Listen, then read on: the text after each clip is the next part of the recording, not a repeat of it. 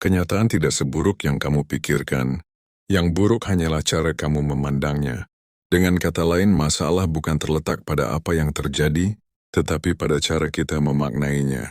Dalam kehidupan sehari-hari, banyak orang merasa hidupnya stagnan, tidak bahagia atau tidak adil. Padahal, seringkali hidup tidak benar-benar berubah. Yang berubah hanyalah cara kita melihatnya. Keajaiban hidup bukan muncul dari perubahan besar, tapi dari mata yang belajar melihat dengan cara baru seperti satu, sadari bahwa realitas dibentuk oleh pikiranmu sendiri. Kehidupan bukan sesuatu yang kamu alami secara pasif, tapi sesuatu yang kamu ciptakan melalui lensa pikiranmu. Dua orang bisa mengalami hal yang sama, namun merasakannya berbeda. Itu karena otak manusia tidak memproses realitas apa adanya, melainkan memfilter berdasarkan keyakinan dan emosi. Fakta ini menunjukkan bahwa persepsi bisa menjadi penjara atau pembebas, tergantung bagaimana kamu menggunakannya. Misalnya seseorang kehilangan pekerjaannya, ia bisa melihatnya sebagai akhir dunia atau sebagai peluang memulai bab baru yang lebih jujur terhadap dirinya. Dalam ruang refleksi seperti logika filsuf, sering membahas bahwa mengubah persepsi bukan berarti memanipulasi kenyataan, melainkan melihatnya dari sisi yang lebih utuh. Pikiran bukan sekadar alat berpikir, tapi alat untuk menciptakan realitas. 2. Ubah pertanyaan yang kamu tanyakan pada diri sendiri. Hidup sering terasa sempit karena pertanyaan kita terlalu sempit. Ketika kamu terus bertanya, mengapa ini terjadi padaku? Kamu memposisikan diri sebagai korban. Namun ketika kamu mulai bertanya, apa yang bisa kupelajari dari ini? Pertanyaan adalah kunci yang membuka cara pandang baru terhadap kenyataan. Contohnya, seseorang yang gagal dalam hubungan mungkin terus menyalahkan diri sendiri. Tapi ketika ia bertanya dengan cara berbeda, seperti apa yang sebenarnya dia ajarkan padaku tentang cinta dan batas, ia menemukan makna dari luka itu. Mengubah cara bertanya berarti memberi ruang bagi kesadaran untuk tumbuh. Dari sanalah keajaiban melihat hidup dengan jernih mulai terjadi. 3. Lepas dari narasi lama yang membentuk dirimu. Setiap orang memiliki narasi tentang dirinya yang seringkali tak disadari menjadi belenggu. Ada yang terus meyakini dirinya tidak cukup pintar, tidak pantas bahagia atau terlambat untuk berubah. Padahal narasi lama hanyalah sisa pengalaman masa lalu yang belum diperbarui dengan kesadaran hari ini. Seseorang yang sejak kecil ditanamkan rasa tidak percaya diri, mungkin akan melihat dunia dengan ketakutan. Namun begitu ia mulai mempertanyakan asal-usul keyakinan itu, pelan-pelan pandangan hidupnya berubah.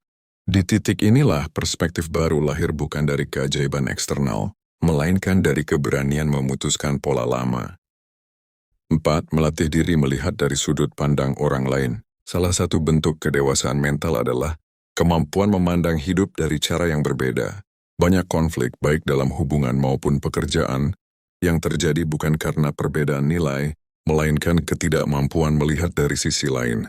Misalnya ketika kamu merasa diremehkan oleh atasan, cobalah bertanya apakah mungkin ia sedang berada di bawah tekanan.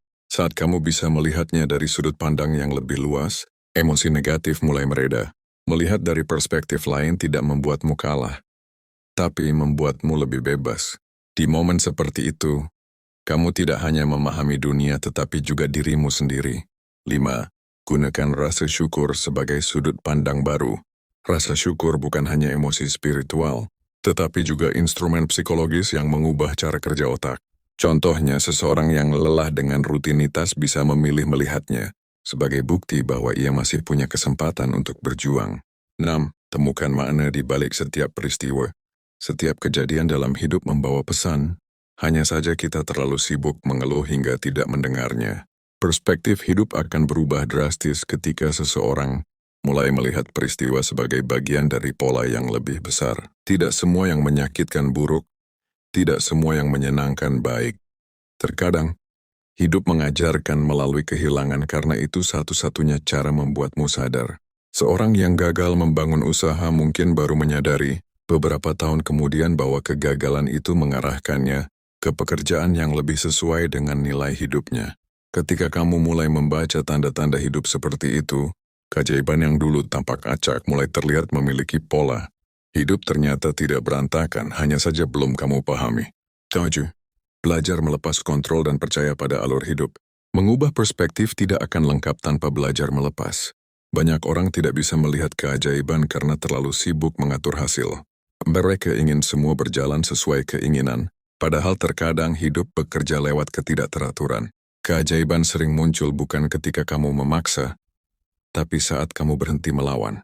Contohnya seseorang yang terus berusaha memaksakan hubungan akhirnya merasa lelah. Saat ia berhenti dan membiarkan keadaan berjalan, ia justru menemukan kedamaian yang lebih dalam daripada hubungan itu sendiri.